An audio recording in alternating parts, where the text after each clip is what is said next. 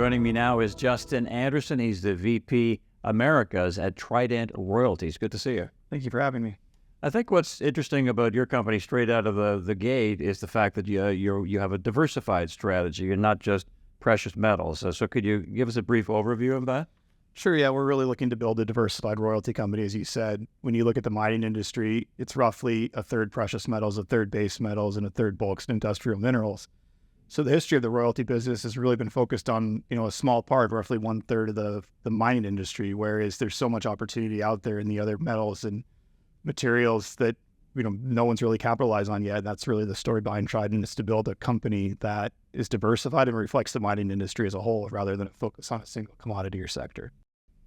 The Thacker Pass project is a key component of your portfolio, real flagship.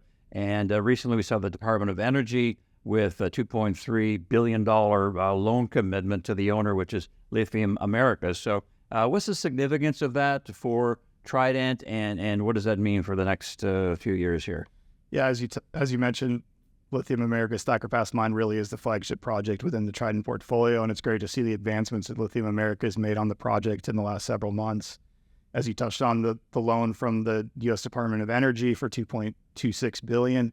And on the back of that, they also raised $275 million of equity. And we expect the second tranche of General Motors' $650 million investment as well in the coming weeks and months, which will fully fund the project for construction and bring that project online in the next couple of years.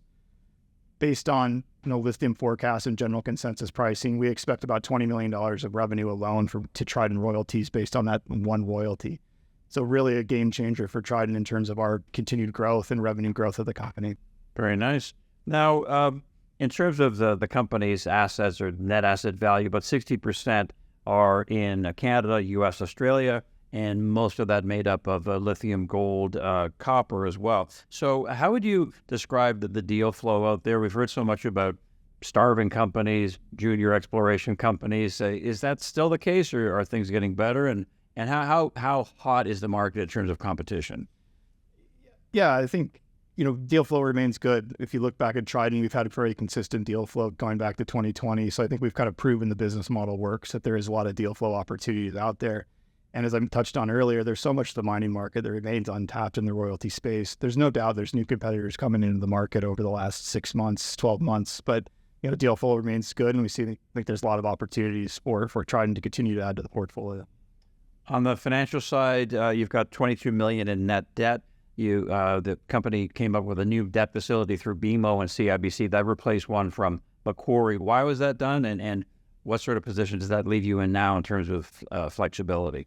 Yeah, it was a really great achievement for Trident. Our first debt facility was $10 million and had a 10% interest rate on it. So we've really, over the last few years, not only reduced the cost of that capital and even reducing it further from the Macquarie facility that we had before, but also increased the capacity that we are able to draw under it. It's a $40 million facility with a $20 million revolver.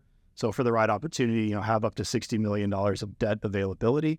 And then secondly, what mostly important as well is this is a revolving credit facility, whereas Macquarie was a term loan. So it allows us to keep lower debt on the books, but have the capital available there for when we need it for new opportunities and acquisitions. And lastly, Justin, when you look at catalysts for Trident Royalties, when you look at the investment case, when you think of investors who are looking at royalty companies similar to yours, what's your differentiator? How do you stand out, and what should investors look for in terms of news flow?